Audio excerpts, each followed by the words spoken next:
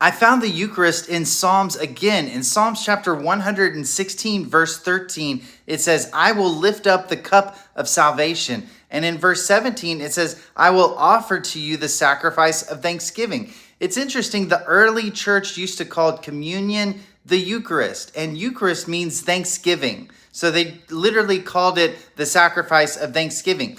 It's interesting, I've been thinking lately, if you think about the early church, they didn't have a New Testament for like 30 years. I don't think they even had a single epistle for 30 years. So they would have been reading the Old Testament to get their theology. And they probably would have come across this thinking, oh, this must be what Jesus was talking about. Because during communion, he took a cup and he said, this is the cup of the new covenant, which is poured out for the forgiveness of sins, when he died on the cross for our sins. And so I encourage you, read through the Old Testament and think like that.